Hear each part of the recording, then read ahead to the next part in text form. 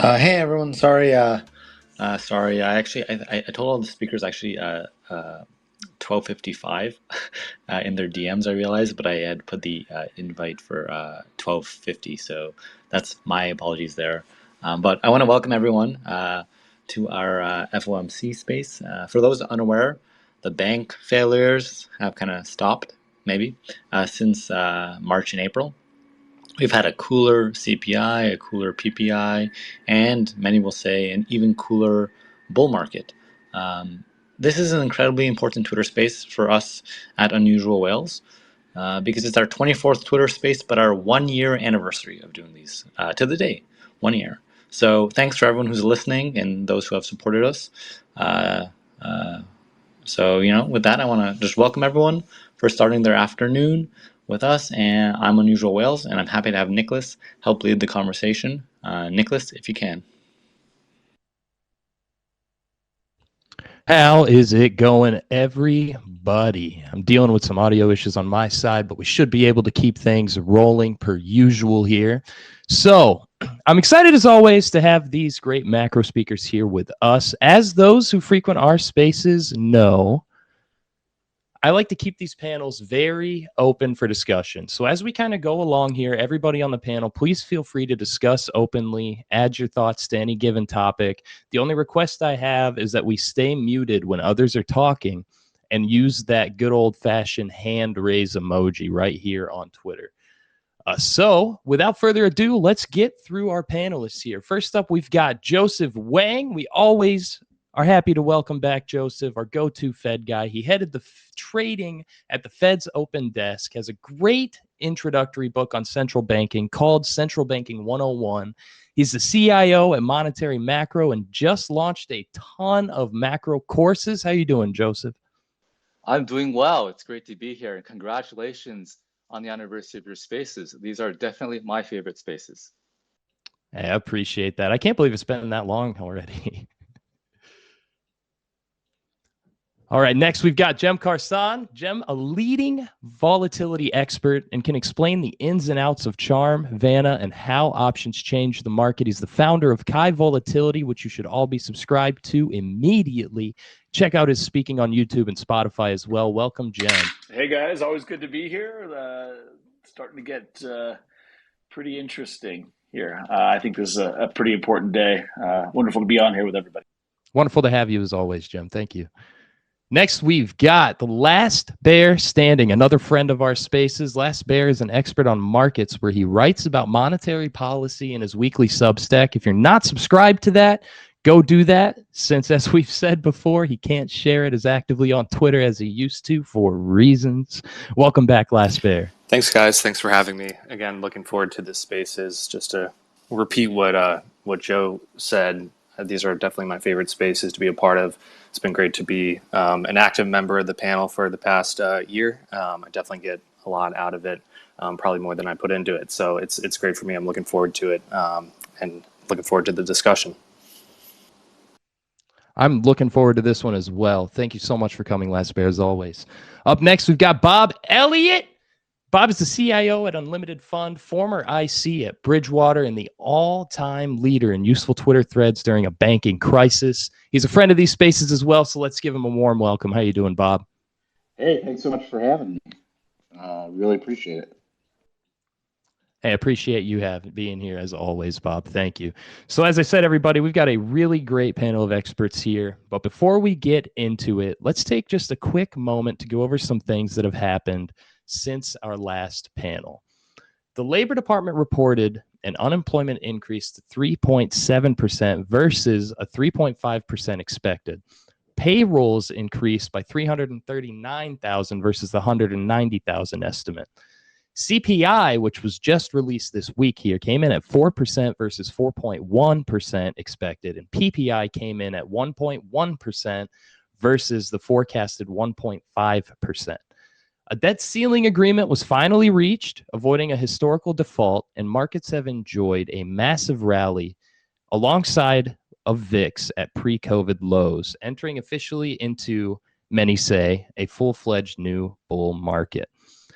Now, first off, as we kind of move through here, Many have claimed market participants were misjudging the supposed recession that we were meant to experience.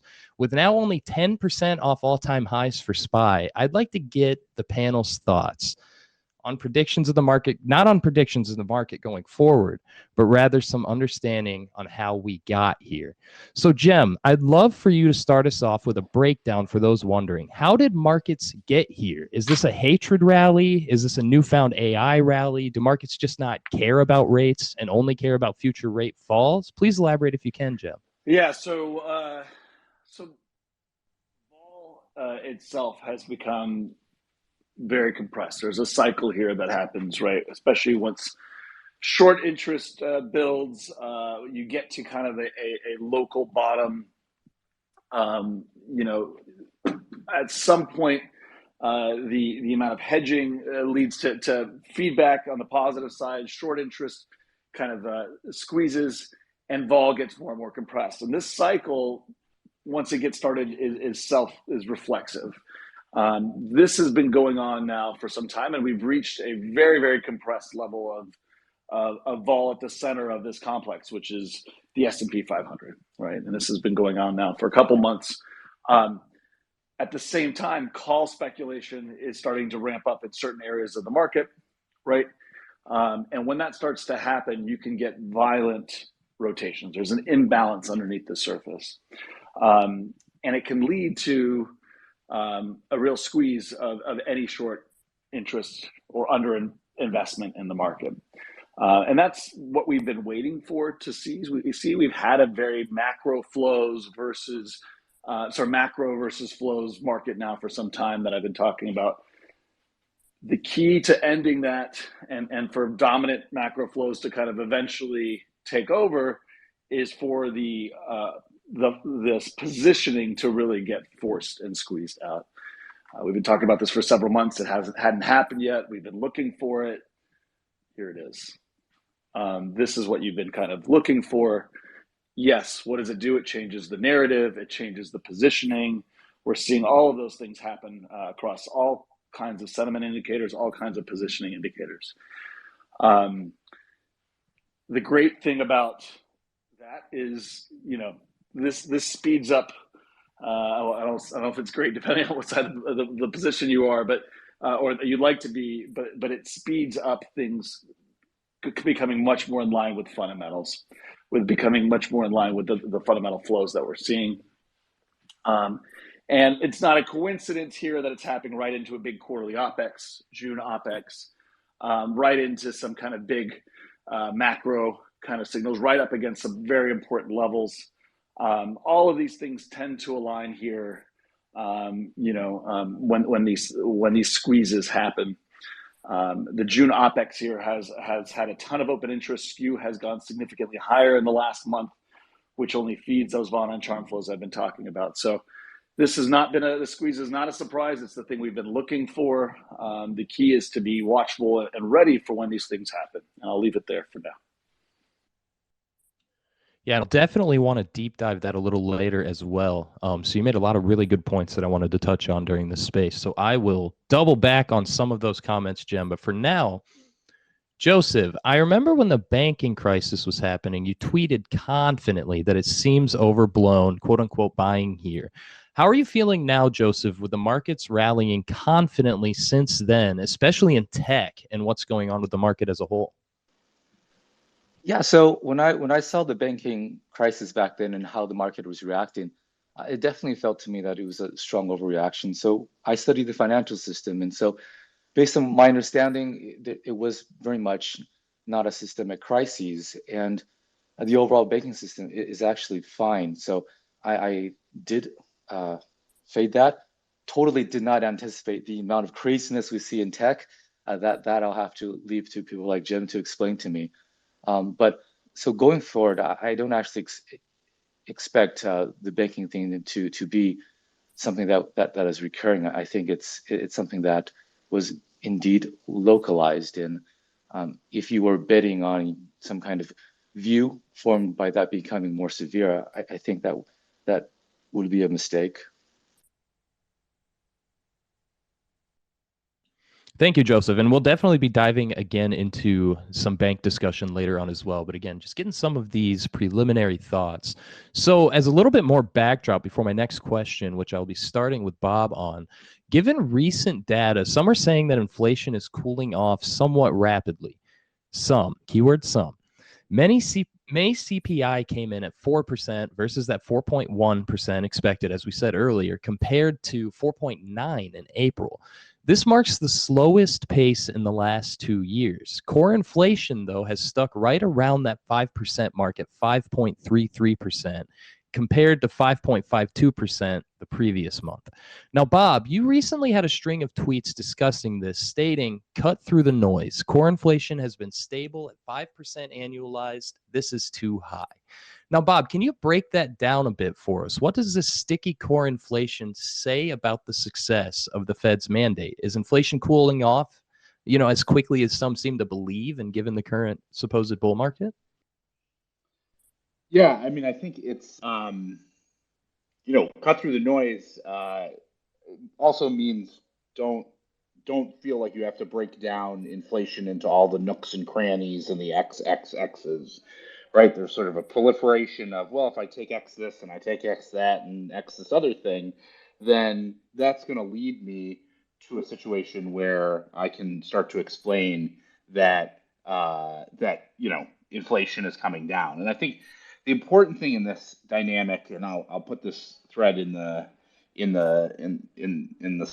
I'll post it, which is the problem we have is nominal income's growing too fast relative to the productive capacity growth of the economy. And so what ends up happening is that nominal spending is outpacing productive output growth, which is creating a gap that has to be basically met by changes in prices. And so you can get sucked into looking at this particular good or that particular good or that particular good, but in aggregate, what's happening is the spending is too high relative to the output. And so what ends up happening is anytime, say, a particular area, maybe the prices are going down in one thing, like airline tickets, but that nominal spending is popping out in another place, like, I don't know, used car prices. Because the overall issue is not an issue of supply chain problems anymore. It's an issue of that nominal spending, which is creating that persistent inflation. And so I think a lot of people are getting sucked into the particulars, thinking that that's going to give them insight into how this is going to play out in the future, when what's going to determine how inflation plays out is how is nominal income playing out.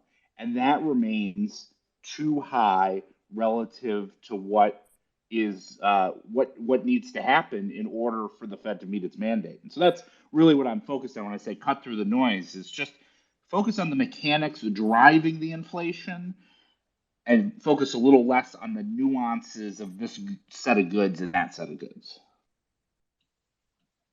Thank you, Bob. And real quick to all of our panelists here, I forgot to mention this at the beginning. If there's anything you're discussing or any tweets that you've put out recently that are topical or you feel are important to know, please feel free to share them to the space. All you have to do is click the share button on your tweet and select the space, and it'll pin it right to the top so people can have a little bit of context. So feel free to do that. I'll do that as I can, but if there's anything you feel is crucial to the conversation, please, by all means, share that to the space. So kind of moving along here, and then I'll kind of break it down into some panel-wide questions. Last Bear, I remember your incredible post in March of 22 where you wrote, "We are at the start of a bear market."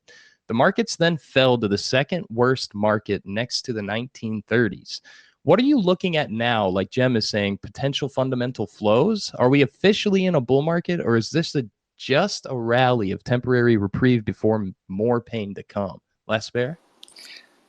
So I don't really love the terminology of bear and bull markets being strictly defined by some percentage change, just because it's somewhat arbitrary. But I do think that the action that we've seen in stocks over the past 6 months or so, or let's say 2023 as a year, does reflect what I consider to be an acceleration in economic activity across a number of fronts.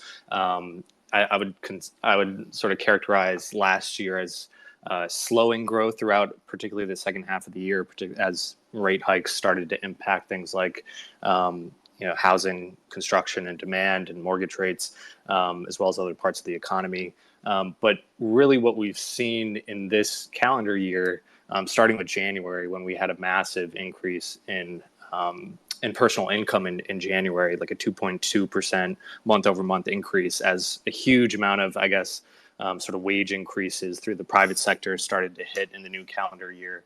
And at the same time, sort of easing of financial conditions, particularly in the longer end of the curve, even as the Fed has continued to hike rates, financial conditions have eased from the latter part of last year.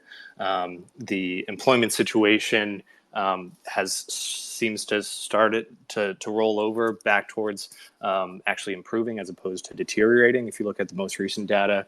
And so across the board, even housing prices you see have been ticking up from the low point. So there has been, I think, real acceleration in the economy in the past 6 months or so.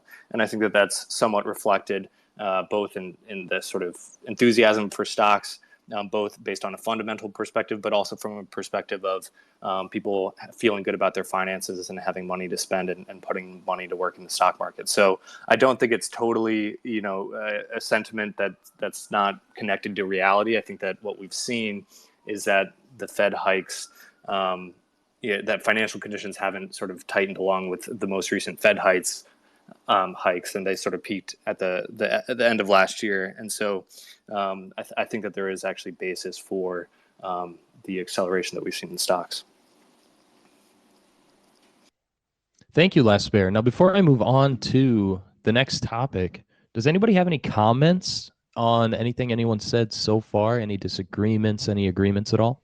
I think the only thing that I'll add here is I do think the difference between core and non-core matters.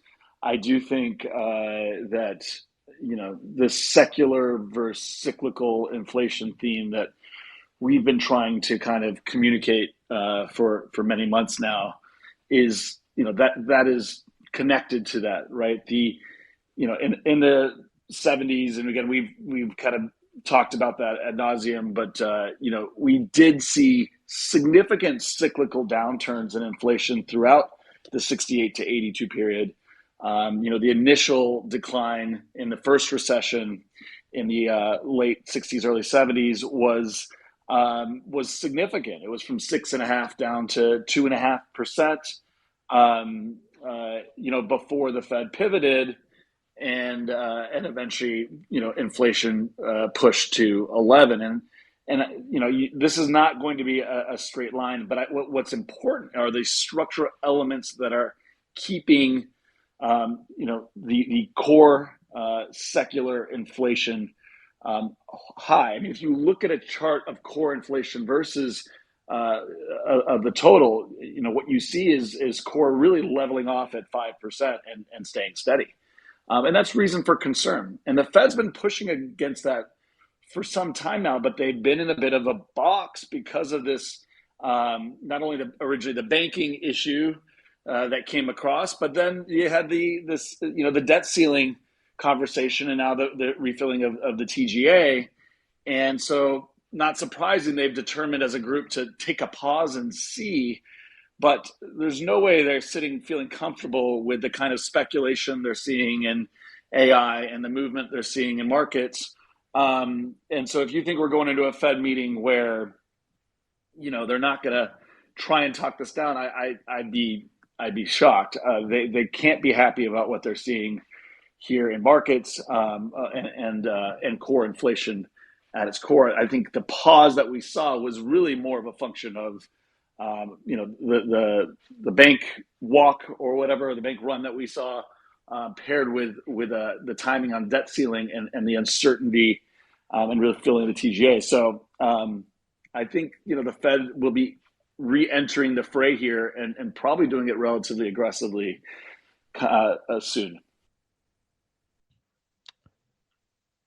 Bob, I see you have your hand up. Any other comments there on what Jem said? Is the Fed comfortable or happy with the moves and what AI is doing, as Jem just mentioned a bit? Or as Larry Fink just said, does AI solve inflation? Well, I don't think.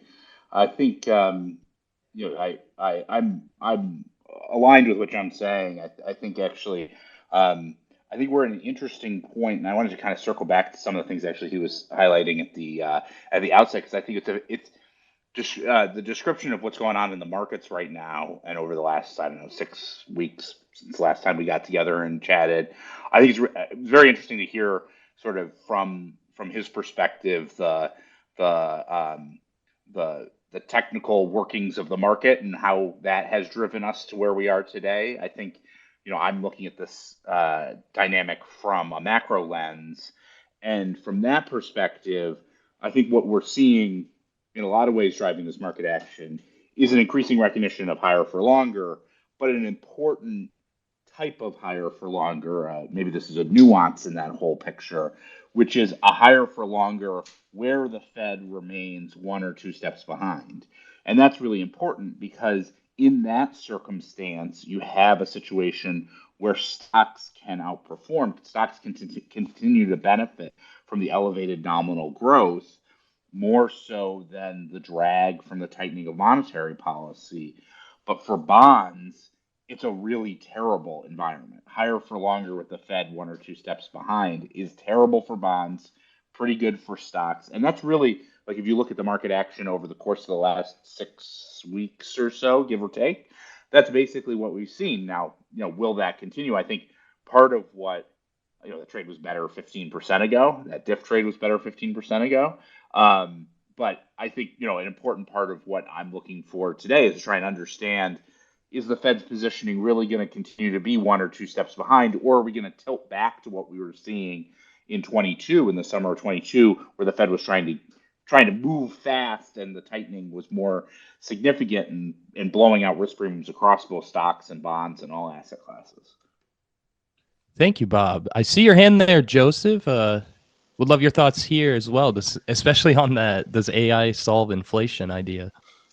So I'll just follow up on a few points noted by the speakers so far. So I like Jim's note that this looks like to be a structural inflation, there's structural and cyclical, and also looking back to what happened in the 1970s, back then inflation was global. So when we focus solely on our experience in the US, I think it's helpful to note that this problem of persistently high inflation is something that's shared across the Western world. So there are bigger forces at play than what we see in the US. So if you look at what's happening in Australia and Canada, well, they all restarted their hikes last week.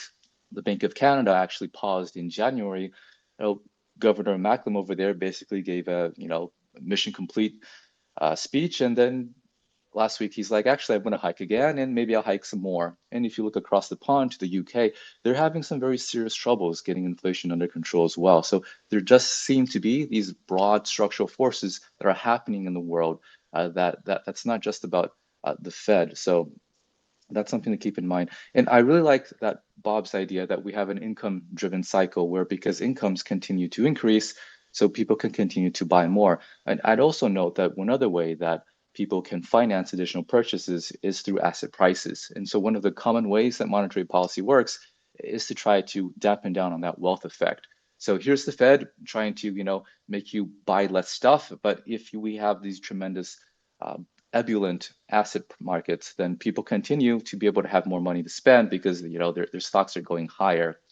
In fact, if you look at more traditional measures of how monetary policy is transmitted, it'd be through interest rate sensitive industries like housing. And like last bear noted, it looks like that area is actually stabilizing. And if you look at the builders, well, Toll Brothers is around an all-time highs now. So a lot of the things that the Fed has done doesn't seem to have worked that well.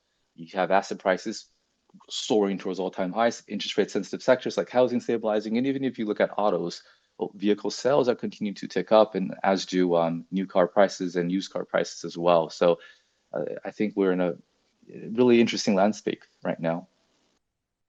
Thank you, Joseph. So kind of on that same note, you more or less took my next question right out of my mouth, but I would love a little expanding on that idea. So kind of going back to your recent publication, It's Not Working, you did cover this topic in detail. And so from your point of view, especially going back to how, Australia and Canada paused rates only to kind of be met with that stubborn inflation anyway and had to restart them. I'm curious from you, Joseph, as well as to the panel as a whole. Could you maybe kind of walk us through the implications of a pause in the US, given Canada and Australia's lack of success with pausing?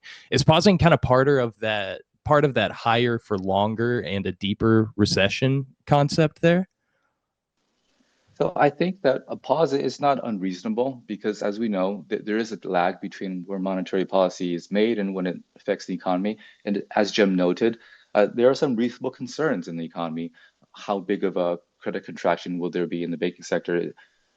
It's not easy to know this, and you could have potentially also had some fallout from the debt ceiling. So I also look at this from a more political perspective. So monetary policy, obviously, you're making big political trade-offs. From this perspective of the central bank, they could easily squash inflation overnight. Let's just raise the federal funds rate to 50%. Okay, I'm sure we don't have to worry about inflation anymore. But of course, that there's a big trade-off between that and unemployment. So how do you juggle this trade-off? That is ultimately a political decision, and that will depend upon the views of the participants on the FOMC. Now, heading into this FOMC, we have very clear disagreements right now as to how to handle this. You have more hawkish members, like let's say Waller or Bowman and perhaps Logan, but you also have, let's say, more newly appointed members from the Biden administration who are very clearly more dovish. And so for them, is in that composition, you'd think that the Fed is going to probably be, be more conservative and maybe be a step behind. Now, from my perspective, I don't actually think the Fed cares too much about the smaller central banks, but I like to look at them because their economy is not the same as the US, but similar in a lot of important ways. So what happens over there, I could very much foreshadow what could happen here. The Fed pause, I definitely don't think it's the end of the rate hike. I suspect my own personal view is they will be surprised the same way that all the other Western central banks seem to be surprised. And I do kind of wonder if that, at this point anyway, if that surprise is indeed a surprise, or if maybe they kind of expect it.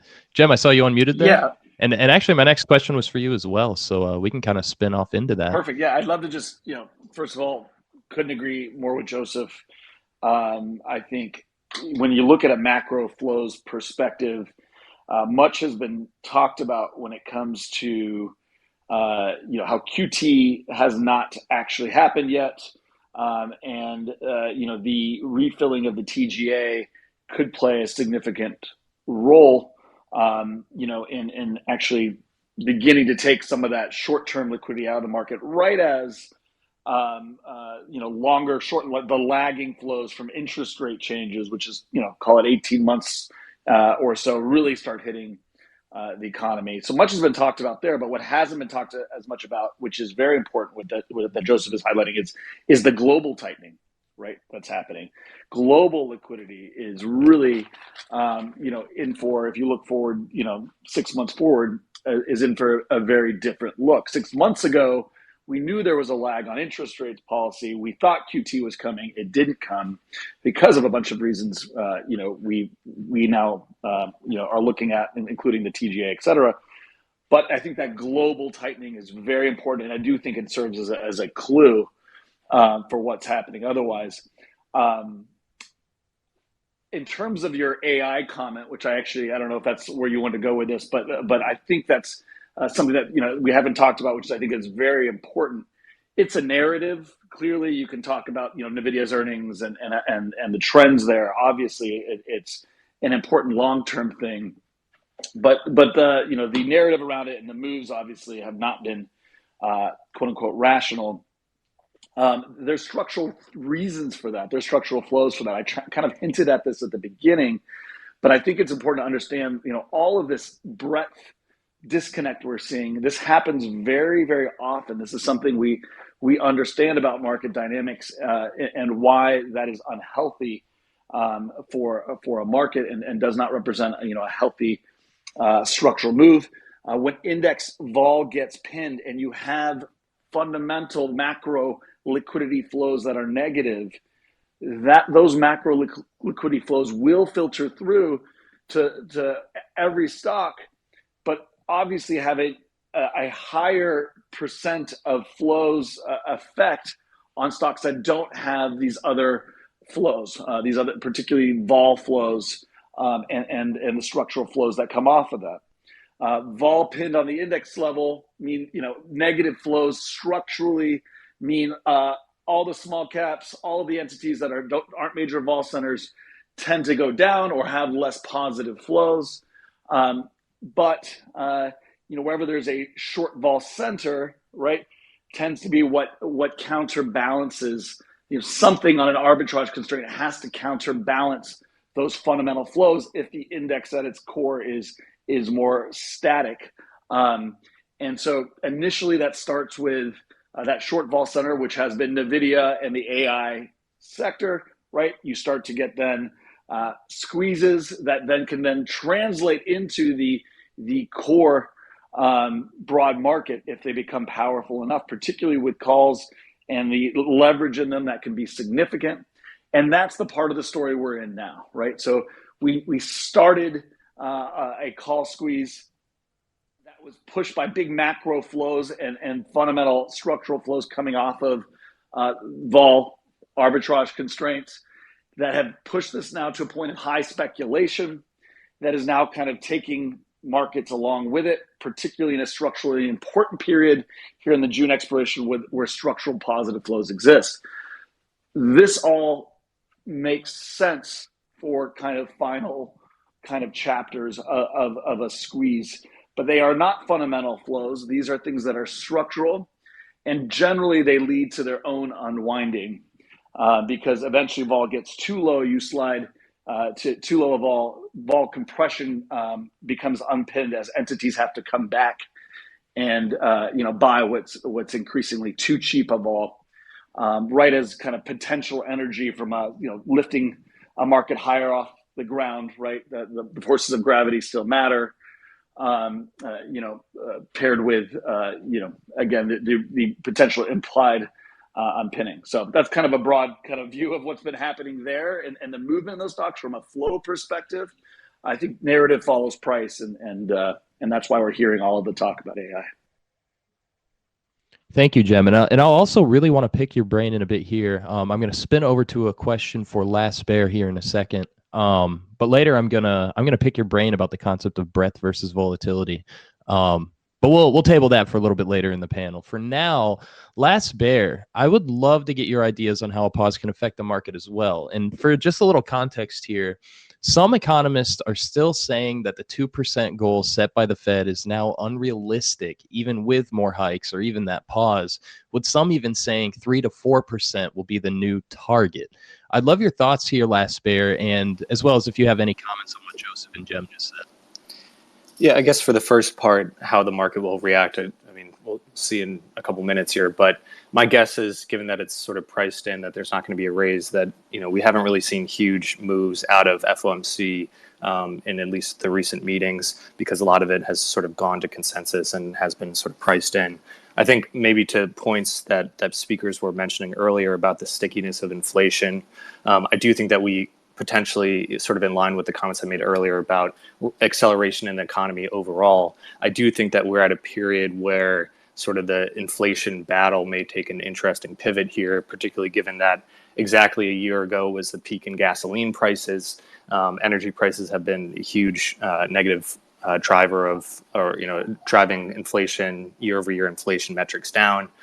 That's going to start. That benefit is going to start to go away after June, and at the same time, we still have high levels of core inflation. And to the extent that things like that housing continues to uptick, and as it has been over the past couple months, that's going to impact things like shelter, which people have been assuming for some time is going to sort of lead us back down to 2%. And so I do sort of agree with a lot of the commentary on the panel so far that is really talking about sort of the next stage of the inflation fight, or maybe the Fed's challenge going forward to sort of catch up to reality that the hikes that they've done so far have not necessarily been effective in really taming inflation on an underlying basis, even though the headline number has come down, but it's still sort of twice the target level. As for changing the inflation target, I don't think that is realistic, at least in any near-term situation. I think that would be a huge change for the central bank to make, one that I don't think that any of them are willing to sort of publicly admit, even if it was a situation where I think if central bankers were comfortable with, let's say, 2.5–3% inflation, I don't think that they would tell us. I think that they would just sort of, work their policy with that in mind. So I don't see a change to the inflation target. Does anyone have a response to what Last Bear said? Any disagreement or agreement?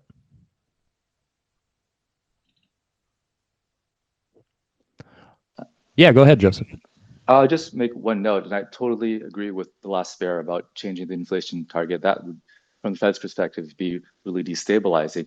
But I did also read a very interesting article from Pedro de Costa, which is a very good reporter on the Fed, leaking in some conversations about the Fed's future policy review framework. And in that policy review framework, one of the things being discussed is what's called an inflation band. So let's say that instead of hitting a 2% target, they hit a 1.5 to 2% target, just have a band instead.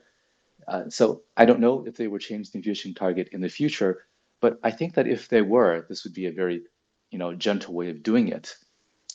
Because let's say that your inflation is at 2.5%, then 2.5% under a hard 2% target would be too high. But if you have an inflation band, that's okay. Now, in that article, former Vice Chair Clarita was cited as approving of this line of inquiry. So in the future, if we do change an inflation target, I think that it could be done in a more subtle way, like having a band.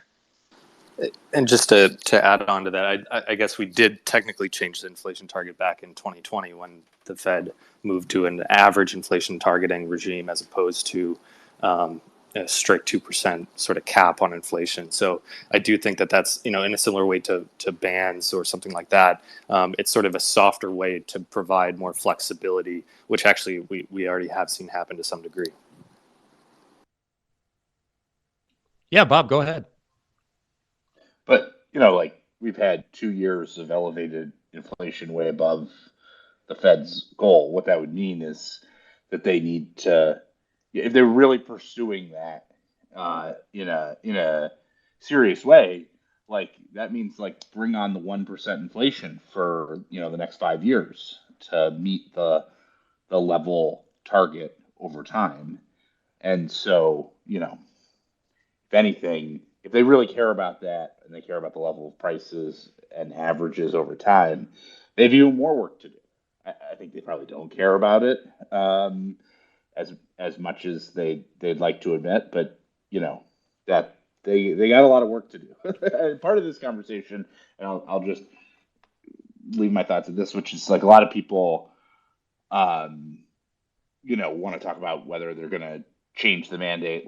You don't change the mandate when you're not anywhere close to the mandate. Maybe later, once they get much closer, they'll reconsider adjusting it to maybe make it more flexible or have a wider range. But core inflation, core PCE, they're 5%.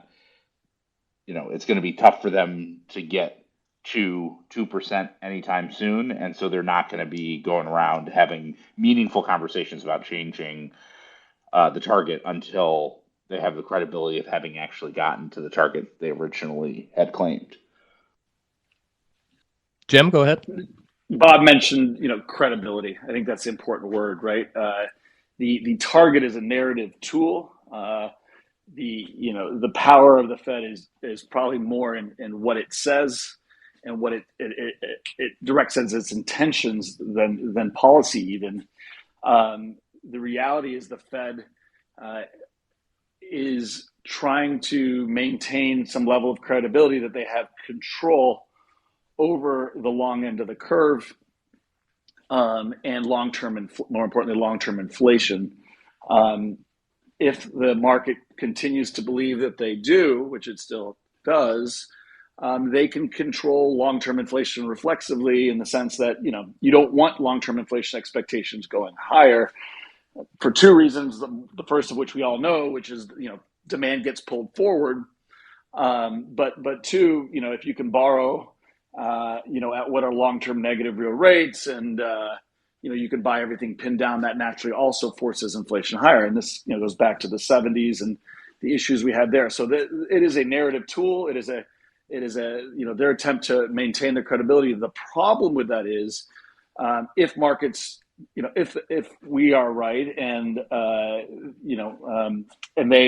the structural inflation is sticky, ultimately they will, over time, markets will lose faith that the Fed does have control over that. It's a function of time, at which point they'll have a bigger battle on their hands.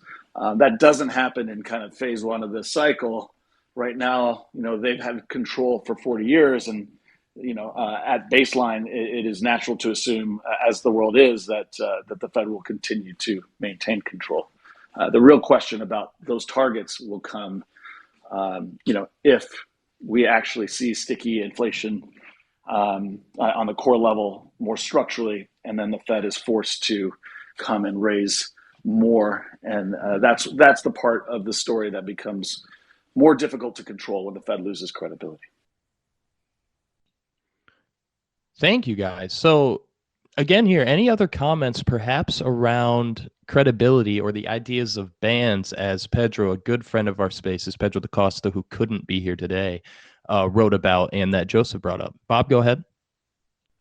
Well, I wanted to riff on that credibility point. I think it's a really good one, just by connecting it to the market pricing. Break-even inflation, 5-year break-even inflation is currently at 2%. Right, so there's an expectation priced into the markets that the Fed will definitely bring inflation durably down to the 2% mandate and have it be there essentially forever. And I think it's the question, people will sort of say on Twitter and other places like, oh, the Fed has no credibility. Well, I mean, break-even inflation's at their target, despite all of the structural inflationary pressures and the fact that inflation has been above their mandate for a long time, for years at this point. I think that the key thing when you're trading markets is where is there an imbalance between what's priced in and what could plausibly transpire. And when I look at break-even inflation at 2%, I mean, there's a real risk that if the Fed remains 2 steps behind in terms of their monetary policy for an extended period of time, that could shift, and that could shift fast. And essentially nothing's priced in, like essentially zero risk of that is priced in over the course of the next 5 years. And that is, that's one of those places that could really create a lot of stress in the financial markets if it started to move and people started to even get an inkling that the Fed wasn't going back to their target. I would just add one thing about the market implied inflation expectations. So, I mean, there's many ways to measure inflation expectations. So the experience in Australia from a recent speech is really interesting. So if you look at their inflation swaps, it'll show that, the RBA has inflation out of control. But then the RBA looked at another measure of inflation, which is union expectations, which of course influence wages, and those kind of soared much higher. So I think that's part of the reason why they resumed hiking. So it's what's priced in the market is one thing, but everyone has different expectations, and it's difficult to grasp what that is. And I'm sure the Fed is also looking at many measures as well.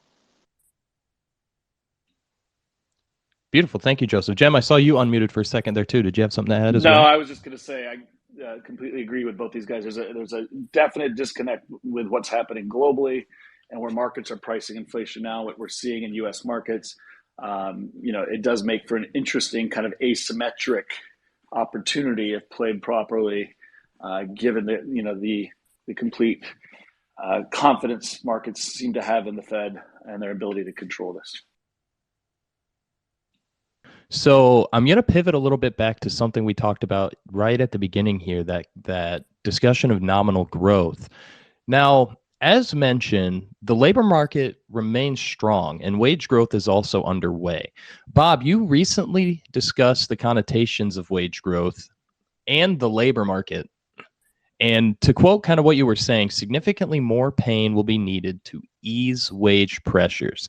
Now, granted, Bob, you were discussing this in reference to the UK rates, but can you apply that logic to the to the US for us here? What needs to occur with wages and employment to combat inflation, if anything? Can you kind of break down your analysis of the labor market for us in greater detail here, Bob? Yeah, I mean, I think to Joseph's point about look at other economies because they are additional laboratories to see how the sort of cause effect linkages work when it comes to the dynamics that we're seeing. And because we have so little sample size in our own life experience of high inflation environments, it's important to improve that sample size by looking across the developed economies, even though, of course, there's nuances that are different, but look across the developed economies to kind of get a feel of those things. And I think in that context, looking at the UK and Europe, I think are particularly interesting lenses. And the reason why that is those are economies that have had pretty crummy growth over the course of the last year. And if anything, in Europe, things look to be even getting a bit worse. In the UK, growth has basically been at zero for almost a year. And yet, when you look at what's going on with their wage growth, it continues to be relatively elevated. Wages growing in the UK 6%, in Europe at 4 to 5%, and that's really important because what it connects is the fact that despite the fact that growth has slowed and is almost like it's kind of bad, you haven't had enough loosening of the labor markets for a variety of reasons, including demographic reasons, to ease the pressure off the wages. And so you're still getting a fair amount of nominal growth and nominal spending, despite the fact that real growth is pretty bad, and you're not getting any easing of that inflationary pressure. And so if we take that to the US context and we look at the mechanics in the US, like we're way behind where even the UK and Europe are. Growth is at or above potential.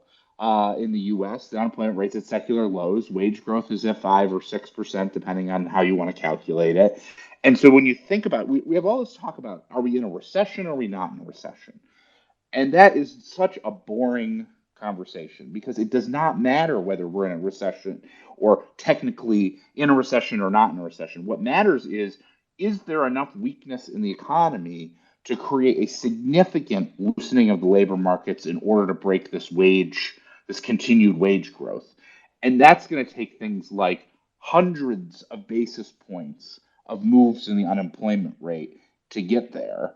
And we're not anywhere in the ballpark of getting to that point. Like, go study the 70s. The magnitudes are different, so don't get caught up in that. But it took, 600-700 basis points of labor market of unemployment rises in order to get inflation down, right? And we think it's going to happen with, unemployment going to 4 or 4.2 or 4.5. It's not going to happen that way. It's not enough. Anybody have anything to add to what Bob just said?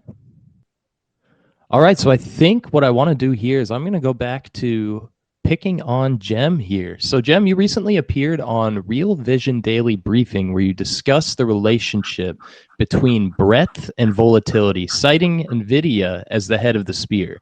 Some have said that with lower highs, even with higher lows in equities, that breadth is still lagging. Jem, can you walk us through what that breadth volatility relationship is like, and what does it tell you about the market as a whole during this rally? Yeah, I mean, I tried to kind of touch on this a little earlier, but without going incredibly deep here into kind of the math, the reality is the index itself, right, to fixed strike vol, which I try and talk about and bring people into as much as possible. So looking at vol as just the VIX, right? Upside volatility is lower than downside volatility, right? Just because of the amount of skew in the marketplace. And as markets go up, you slide in products to a lower, and the indexes to a lower implied volatility. So at the money volatility, we've continued to see get compressed to lower and lower levels, not just because of vol supply, but also because we've been sliding higher. That at the money vol is low enough where it has reflexively, right? Because dealers are long this vol. When the market goes up, they sell vol. When the market goes down, they buy vol. Has reflexively pinned vol more and more, and the effects from OPEX and open positioning because of the skew, because of the put positioning in the market, has also driven support in these VANA and charm flows I talked so much about. So that's what's happening at the index level, right?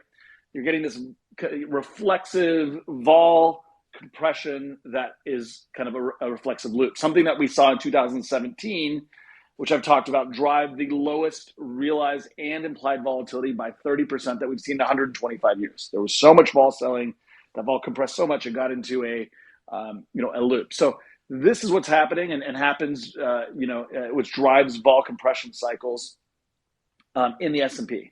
And it's important to have it.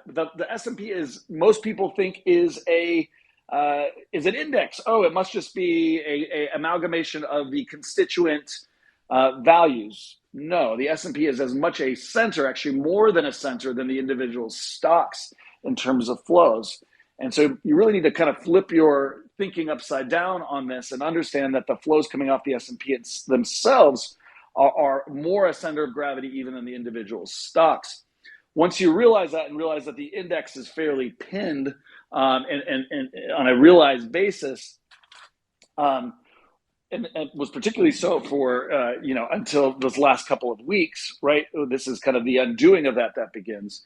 But once you realize that the index is pinned and you have weakness now from parts of the market on a more structural flows basis, right? You have all of the banking run, right? You have small cap, and other areas of the market that are very weak. Broadly, the market has not done well. And again, we can talk about the last several weeks as a separate part of this. But in general, and what that does is if the index itself can't go down and other areas of the market are declining, by definition, those, by arbitrage constraints, flows have to go into some area, some stocks in the market. And not surprisingly, it goes into the places that are weak, meaning weak, when I say weak from a vol perspective, that are short vol, that dealers are short vol in. And, where the most potential, flows can be put to work, which tend to be bigger kind of vol-centric stocks, particularly ones that also happen to have short vol interest. So you have this pairing of short vol on the upside in these AI and tech names, paired with, like I said, a need of flows to come back in and push in against that. So in and as of itself is a reflexive loop. You have positive flows coming in, being forced in that area, particularly in a June OPEX, as you have short call positioning by dealers that they have a hard time hedging. And then you have a consistent buyer that's making, because of the leverage, that's buying more and more, and speculation that's squeezing that more and more. Now, that can go on for a while, right? But it can't go on forever. And what's important about it is it speaks to the underlying weakness of the overarching picture and the overarching liquidity and flows. Generally, after a squeeze that goes far enough, right, ultimately it kind of serves, as I kind of highlighted, to its own undoing eventually, because of just the sheer amount of speculation and the potential energy created by taking something increasingly off the floor. Again, I think everybody knows the stats here, but I think as of yesterday, the top 7 stocks were up 54% and constituted 97% of the S&P 500 move this year. Those are fairly historic numbers, and the deviation between the small cap and large cap are sitting at I think 50-year kind of extension. These are not healthy numbers, and they speak to an underlying structural function of flows, not a fundamental reality. So real quick, I'm gonna pick on Last Bear next, but Jem, just as a kind of follow up to what you said about how, the vast majority of this market wide movement we've seen being on the shoulders of those 7 big stocks, do you think we see some kind of potential shift or unwinding given that fact? Like will we see, the laggards catch up, or will we see more likely these 7 powerhouses, as you will, kind of run out of steam here? And if we do see that shift, do you think it'll be a violent one? Uh, the end of cycles tend to again they tend to blow off and create more energy that can then end violently. That said, time is also a function of time. I've been talking about this. The more we rally and the more we squeeze and the higher we go, it's like stretching a rubber band, right? It is a situation that accelerates and potentially makes more violent the decline that we believe is likely. That doesn't mean it has to play out that way. Reflexively, I go in here and talk about things other people do. People become more knowledgeable about things. It can stretch out the timeline and make the decline less violent. But what it does speak to more importantly is the higher we go, this is a topping process, and the more violent the return is likely to be in the other direction, and the sooner it's likely to happen. And I think that's the way you really got to think about it. You got to think about it in terms of distribution. But what I can say with some conviction is that this is a topping process, and that a decline is highly likely from this or these coming levels in a much more secular fashion, meaning in the next 6-9 months a year. Again, how it plays out is a function of both price and time. So we'll leave it there. But I will say the higher we go, the faster we go, the more dangerous and sooner things are likely to happen. Thank you, Jem. So before I pick on Last Bear here, do we have any comments as a follow-up to what Jem just said? All right, so Last Bear, this question is going to kind of go right back to the topic of liquidity and markets. So you had a great piece on your Substack, which again, everybody should be subscribed to, titled Refunding the Treasury, about this topic a bit, where you explore possible methodology that will be used to refund that Treasury. Given the financing plans by the Treasury to increase TGA cash balance to $550 billion by the end of June, which I believe to be a pretty big step. I think you wrote in your article that it was around $23 billion at the beginning of June, which is significantly less than even the daily spending. But you gave us a little background about what was happening and what happened with the debt ceiling and how it affected the market overall, especially given what the Fed said. It was not within their purview, but is of the Treasuries for obvious reasons. Last Bear, can you kind of walk us through some of that? Yeah, sure. And I maybe I'd start by saying I've talked a lot about sort of these monetary mechanisms and liquidity flows for some time now. But I would just want to say from the start that I'm definitely not somebody who believes that there's like a fair value translation from some sort of net liquidity level to asset prices necessarily. I do think that there's, that we have seen some correlation that's worth like noting. But during the last tightening cycle or QT cycle before the pandemic, the market performed moderately well with a good amount of volatility, but it overall increased during that period. So I would caution people from just looking at these sort of net liquidity figures and trying to trade explicitly based on those. But I do think that this is a big issue that's worth discussing, even though I think a lot of the discussion has become sort of black or white. But basically the big question is, so the Treasury has to go out and raise a bunch of money. I think it's actually it will be less than $550 billion by the end of June. That was based off of the financing plans that they released in early May, which they've since sort of revised down, which makes sense given the timing of how late the debt ceiling resolution came.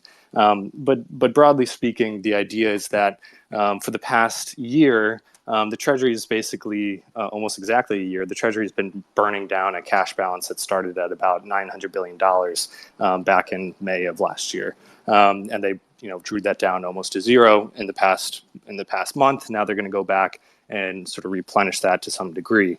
And so basically the Treasury is going to market, asking the market for hundreds of billions of dollars of Treasury bills and coupons. And depending on how that's funded, whether it's from bank reserves or whether it's from the reverse repo facility, is significant because bank reserves were falling pretty substantially in about a year ago. They've since been sort of flat based on these the TGA mechanics that have been playing out for the past year or so, but could potentially start to fall pretty rapidly to the extent that most of that funding comes from bank reserves rather than sort of withdrawals out of the reverse repo facility. And we could get to the point where we're testing sort of the adequate level of reserves, or at least for certain financial institutions, the adequate level of reserves in the banking system. And so I think that puts pressure. I think it's the best way to think about it is just to be aware of the issue and track it as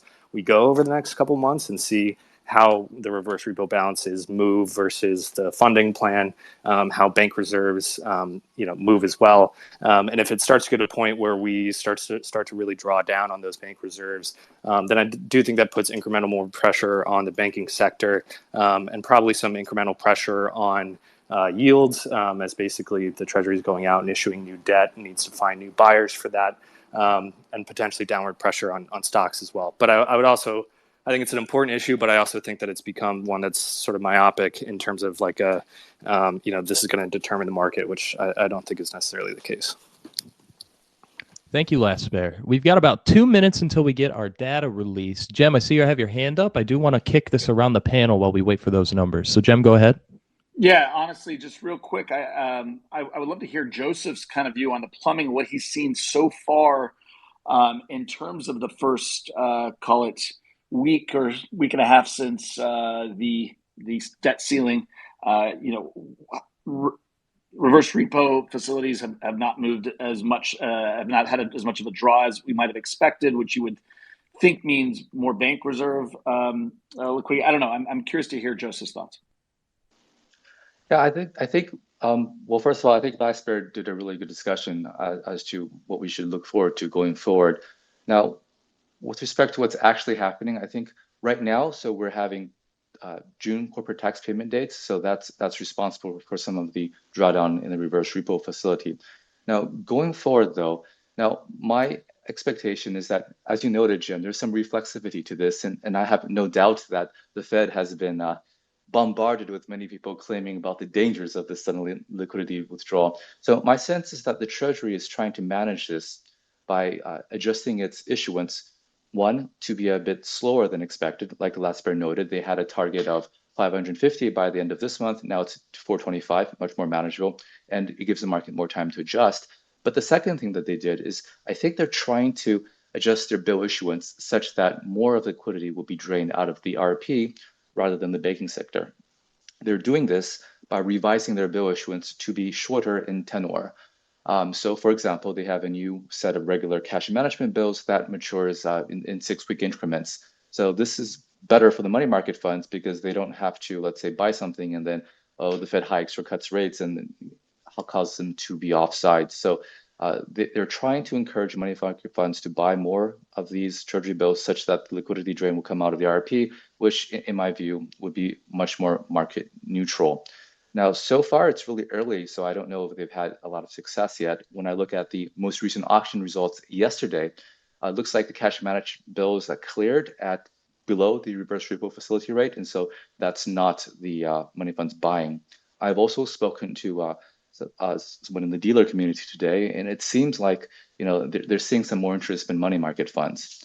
So my best guess going forward is that I had expected that this would be a large strain from the banking system, but it looks like the money market funds will do their share as well. So I think the worst case scenario, if you're thinking about this drawing down liquidity in the banking sector, is less likely going forward. All right, real quick, folks. It looks like we got the expected pause. So that kind of money market discussion gives me a decent segue into another topic here, and then I'll kind of want to spin off into the US dollar world currency status as well.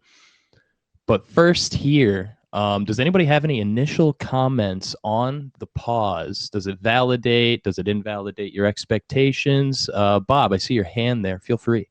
Well, I think the pause is not that surprising, obviously, because it was 100% priced in.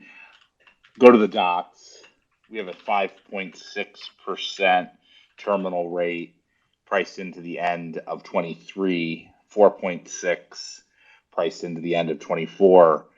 That's pretty different than what Fed funds is pricing right now, and suggests something like 50-ish basis points of additional tightening from where we are today, 25 to 50 basis points. And so, it's about as hawkish a pause as I've ever seen. Yeah, I think the dot plot's the big story here. That's a big move in the dot plot. And I think you see a little bit of the reaction in longer term yields right now. It looks like they're up about 7 basis points since that announcement, but that's definitely a hawkish pause. Go ahead, Les Bear.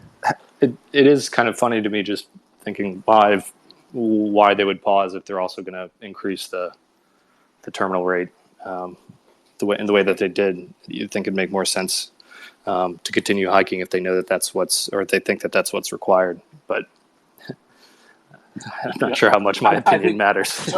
So my view there, Last Bear, is that this pause was more a function of timing than it was policy, and what they're seeing and reacting to policy. Again, it was, I think, a function of both debt ceiling, TGA issuance, and the concerns surrounding that, building up on top of the banking run stuff from earlier. I think the view was, okay, let's hold on here. Let's not do anything sudden. Let's pause and see. But the information that's come in since, the market reaction is obviously reflexively part of that as well. Has them again, as I was mentioning before this came out, a bit more trying to push against some of these inflationary core pressures. So a quick question on this for the panel as a whole. Anybody feel free to chime in. Do you see this similar to the Canada pause or Australia's pause and then hiking later given the increase of terminal rate, given the dot plots? Does this mean we follow our fellow Australians and Canadians? Bob, go ahead. Yeah, well, I think it's a little different than their experience because I think the Bank of Canada and the RBA genuinely thought that they shouldn't do additional tightening, and then realized the error of their ways. I think what we're seeing here is, the Fed does not want to surprise the market at any moment in terms of the actual behavior on the day that an announcement is made, and so they followed what the vice chair said a few weeks ago.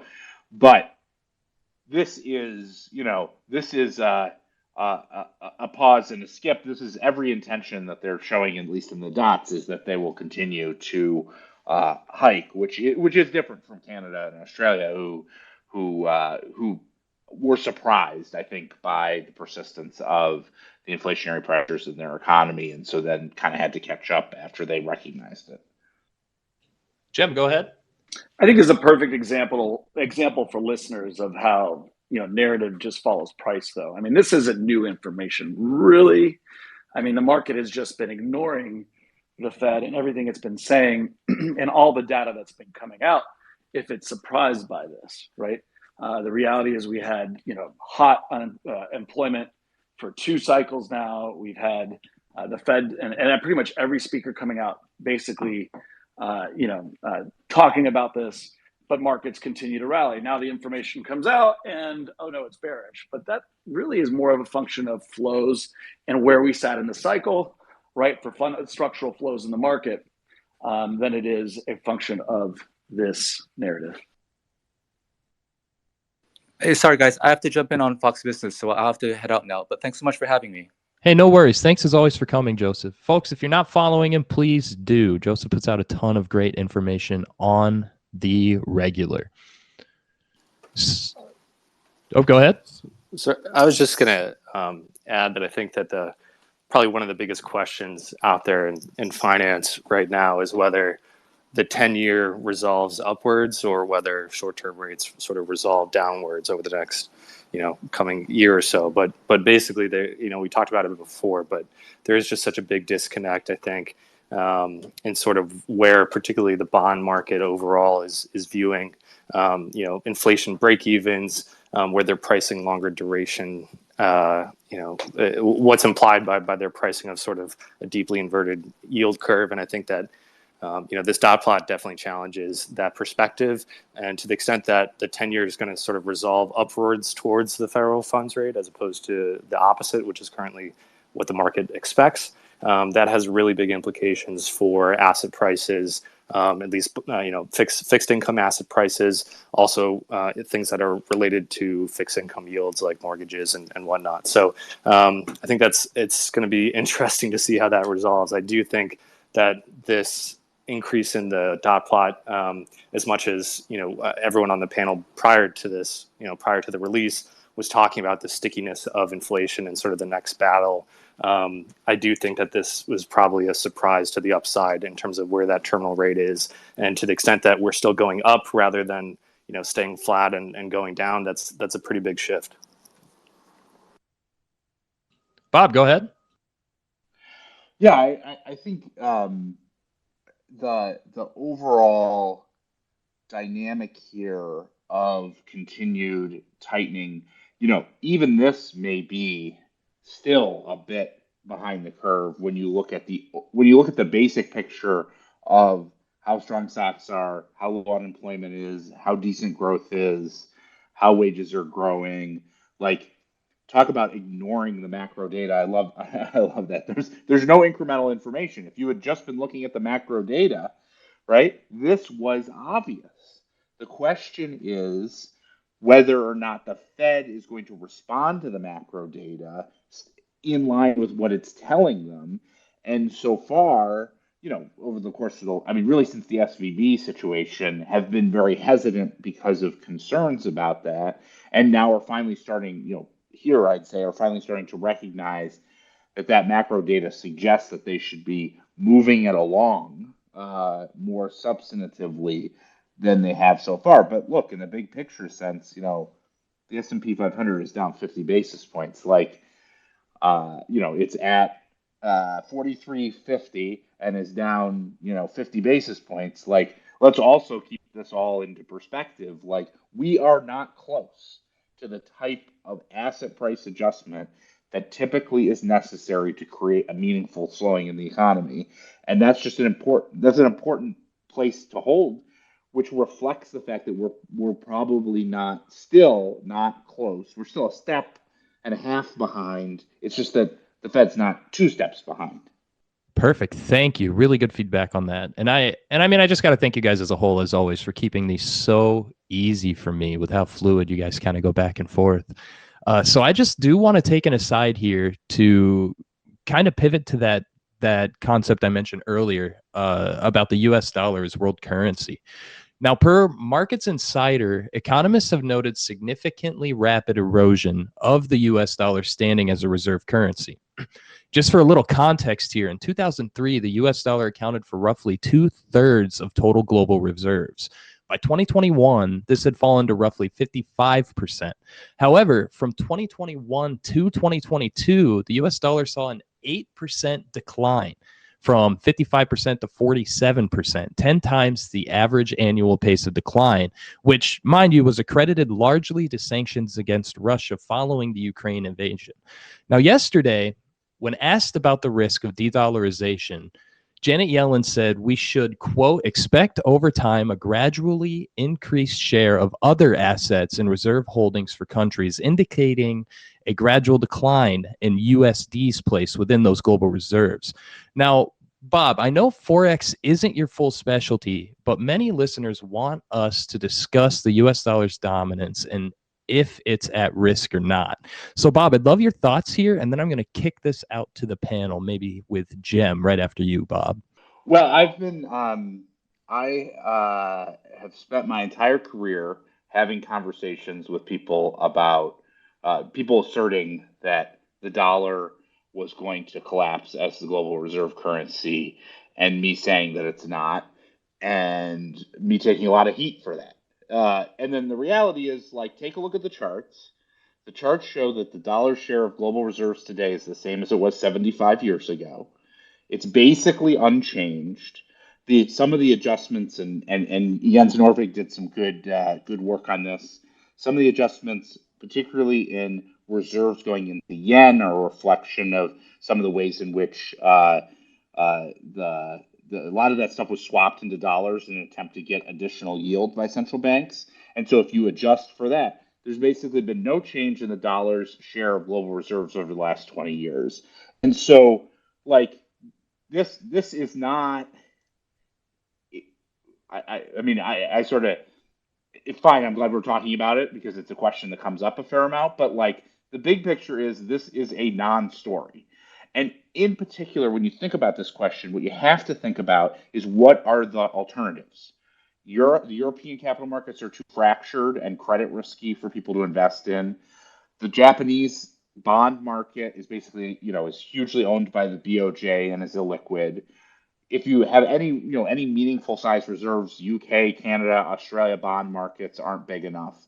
And then, the RMB market, which is, some people would think would be the obvious second choice, like, there are capital controls, and even the Russians won't invest in RMB because they're concerned that in a time of challenging liquidity, the Chinese won't give them their money back. And so you have to think about what are the alternatives. Those alternatives all suck. There's a reason why the dollar has maintained its position as a function of that. And so with the absence of an alternative, the dollar is,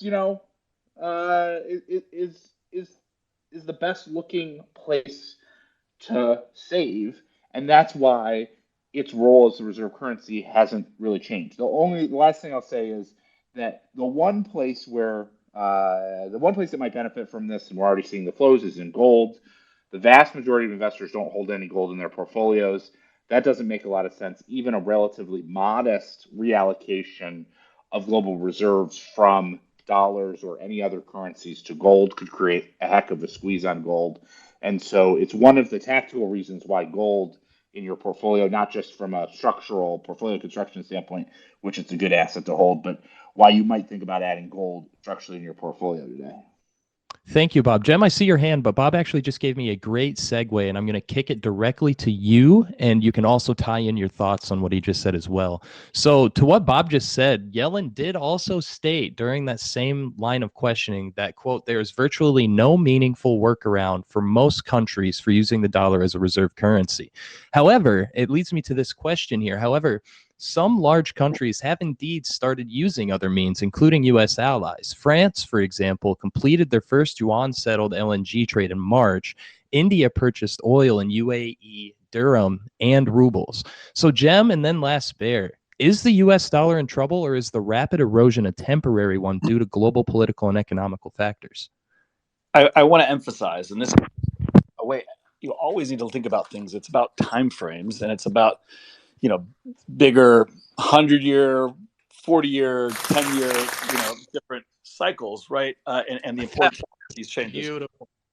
Yeah, and I think the most important thing to think about is, yes, on a very kind of much longer time frame, the the U.S., as Bob mentioned, is the cleanest shirt and the laundry. It has the blessings of geography, commodity strength, military strength, the biggest economy in the world, right? It is, and the dollar is reflexively, it's hard to unseat for just because it's got the first mover advantage. It's already kind of embedded within all the economies and trade of the world, and it's very difficult. I'm not going to say impossible for that to unwind quickly. That said, that is a very long time frame.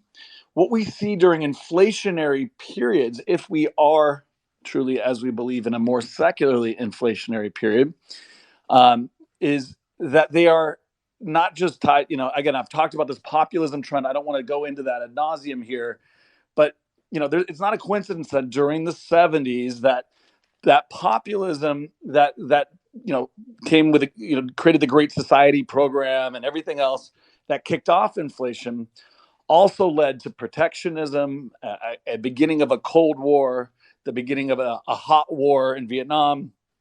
It led to resource competition globally, the OPEC crisis. These things are not independent events.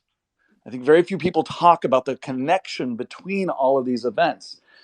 Populism is local. People are tribal. They are they're in their communities. They believe in providing for their countries. Capitalism is international. We've had a massive expansion of capitalism over the globalism over the last 40 years. Technological advancement. When you start to try and fix your local distribution of wealth, you now, if that is a priority, and which it is globally now, right? You all go into your corners, and you go from a cooperative cycle to a competitive cycle, and that's where we are. That's why we're seeing again a beginning Cold War with China, a beginning hot war in Ukraine. It's why we're seeing OPEC pushing against the U.S. and the division between Saudi Arabia and the U.S. as it comes to energy, much more front and center. These are not coincidences, right?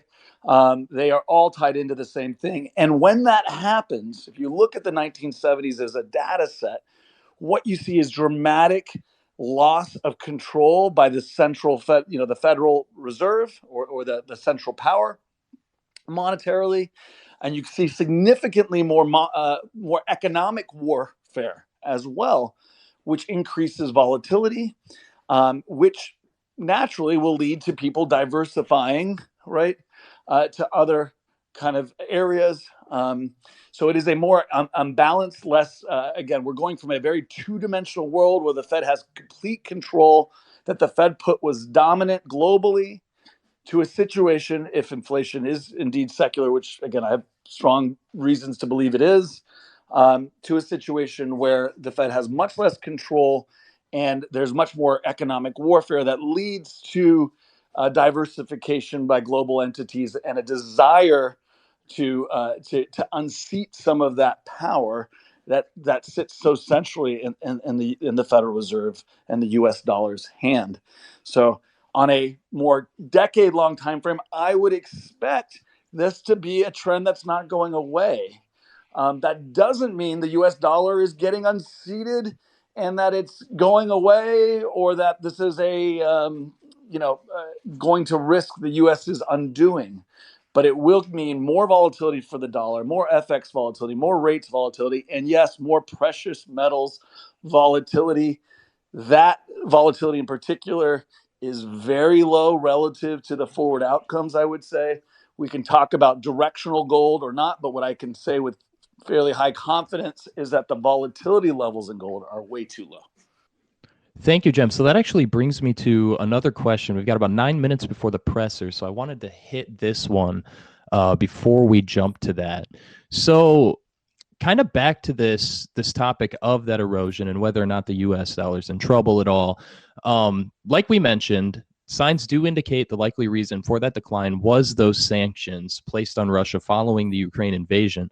Now, this did raise concerns about future relations with other countries, with China specifically, that they, given China is the second largest foreign creditor of U.S. treasuries, under the right circumstances, be it an invasion of Taiwan, sanctions placed by the U.S. for that purpose, under the right circumstances, China could dump their $859 billion in Treasury securities, basically overnight.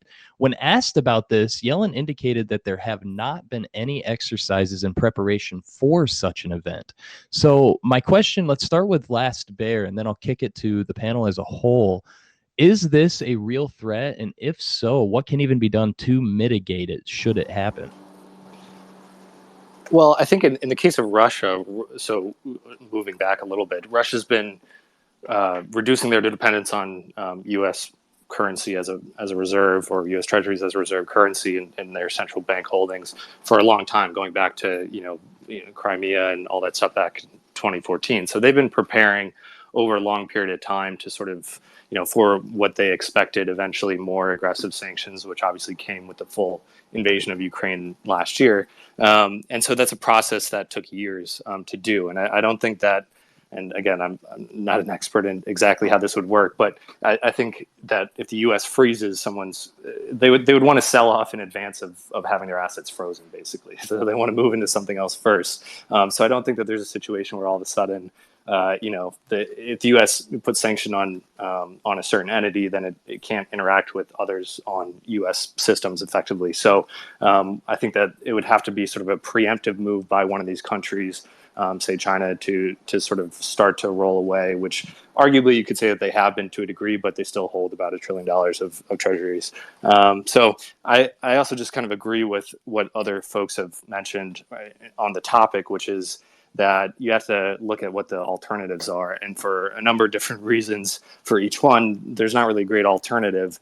And the other thing is that the U.S. has probably a better economic story than any of these other developed countries, right? Like Japan's been in stagnation for a long time. UK, we just talked about their challenges there. You might not love the Fed's policy at every turn, but I would argue that they've had better policy over the past 15 years or so than the ECB. China is not a country that has open capital markets to other countries, so it's kind of its own thing. And the U.S. has a lot of stuff that people want to buy in dollars. So you can buy oil, you can buy natural gas, you can buy food.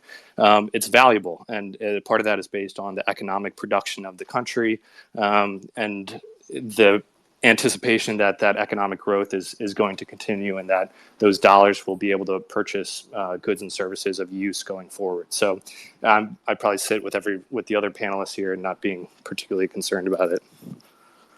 Though I do think it's a geopolitical question, like as was mentioned earlier. I do think that there's a lot of geopolitical implications. Beautiful, thank you. So we've got about 5 minutes now until the presser begins. So what I want to do here at the tail end is, we've got 3 of you left here. I know Joseph had to leave, but real quick, I just kind of want to go down the line, have you give any closing thoughts you have, and plug anything you're working on. If you have anything coming out, any new articles that just came out, please plug the hell out of them. We want people to continue learning from you guys, and I think everyone in the audience has a lot to gain from you guys. So let's start with that. We'll go with Jem here. Any closing thoughts and anything you got to plug before we move on to the presser, Jem? Yeah, I just emphasize, macro definitely matters over, and particularly in this world, over quarterly, annual timeframes. But if we're talking weekly, monthly, watch the flows, understand them in the context of the macro. Top down and bottoms up is the answer. That's what we do at Kai Volatility. You can look at our research both from macro and microstructure perspective at kaivolatility.com/news. We're also launching August 1 a macro, asymmetric macro kind of vol product that's going to expand our offering. So if people are interested, feel free to reach out at the website, kaivolatility.com, and request a meeting. Thanks, guys.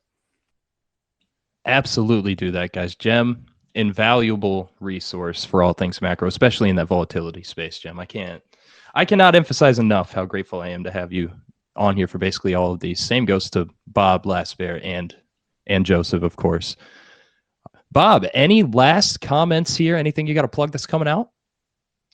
Last comment, just looking at the thing I'll be looking at is, how much does the market start to price in the Fed actually doing more work? And just, as of 2:15, looks like about 0.6 of a hike additional priced in from this point, which is, considerably less than the 1.5 to 2 hikes implied by the dots. But, we get to roll up our sleeves and listen to Powell and see what he has to say. And that's always interesting.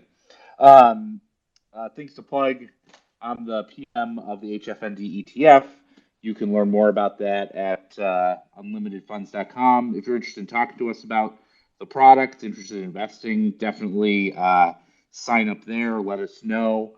Email us at info@unlimitedfunds.com and sign up for our blog where we talk about macro and portfolios construction and what sort of insights we can draw from hedge funds. I'll tell you this: hedge funds were underweight duration coming into today and nailed this move, which is pretty exciting to see. So if you want to learn more, definitely check that out.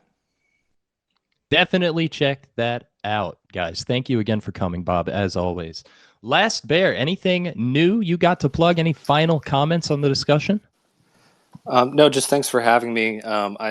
I will be writing about a lot of these topics that we're talking about, sort of the economic picture, macro picture, for my post coming out this week. I put out a post every Friday morning.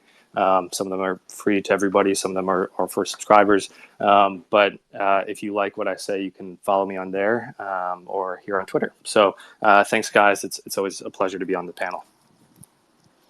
Always a pleasure to have every single one of you. And again, everybody listening, make sure you're checking these guys out. I know chances are most of you probably already follow them, but for those of you that don't, definitely do that. I'm not usually someone who's like, hey, everybody, follow everybody, because I know that kind of gets old on FinTwit where everybody's like, follow Fridays. But for these guys, I mean, there's no excuse not to be. You're going to learn so much from them. As far as upcoming Unusual Whale spaces, nothing on the immediate horizon, but we might have a good old-fashioned powwow about activism in trading and being on top of who's on the board of stocks you're interested in. So be on the lookout on the Unusual Whales page for that. Should be announced in the coming weeks. That'll be in July sometime, I believe. Thank you, everybody, for coming. And we'll just be on hold for a minute here until J. Powell starts talking. Thanks again, everybody.